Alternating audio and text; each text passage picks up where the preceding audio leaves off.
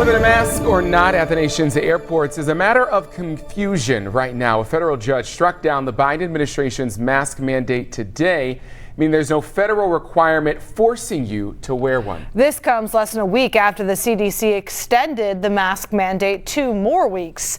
Our Cassie Arsenal is live at CVG tonight with the impact this will have on travelers. And Cassie, at this point, the Biden administration is still reviewing this court order, correct? Correct. And the newest development right now is that the TSA will no longer uphold this mask mandate. And whether this decision is upheld or appealed, it won't inconvenience the traveler that much. I mean, think about it. If you have your mask with you, you wear it. If you don't, you put it in your pocket. But what will be a huge impact in the future is how this impacts presidents' decisions and how they can use their power. Whether the Biden administration chooses to appeal the decision is still unknown, but the ruling has left the power in the hands of individual airlines and local transit agencies. United Airlines already says it will not require masks in U.S. airports. Traveler Michael Rolfus is flying back to Cincinnati on Wednesday.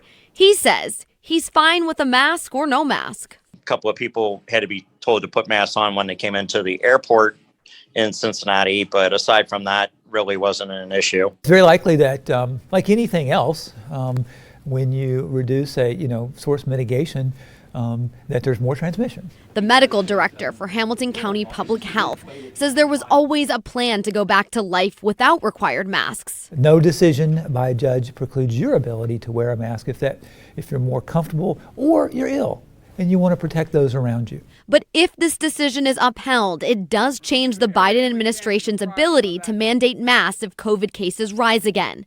NKU law professor Ken Katkins says more than that, it can change the standard for presidents making these kinds of decisions in the future. It's really ultimately about how much leeway presidents are going to have to take actions. The federal judge that made this decision was appointed by President Trump after he lost the November election in 2020. The American Bar Association declared her not qualified because of her lack of experience. Still, her decision could change how we look at regulatory agencies, from the CDC protecting against diseases to the EPA regulating emission standards. A lot of the things that we expect regulatory agencies to do, I think if courts are going to use this kind of reasoning, it's really going to cut the legs out from under these regulatory agencies. Now, I have seen personally on social media friends and acquaintances posting pictures not wearing their masks on airlines as early as this afternoon. Here at CVG, I did talk to the spokesperson who said they don't have an official statement right now whether they're going to be enforcing masks or not.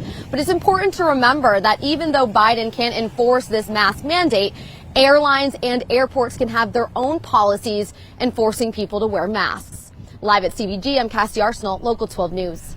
Cassie, thank you. If the Biden administration challenges the ruling, the appeals court could put the mandate back into effect until a hearing happens.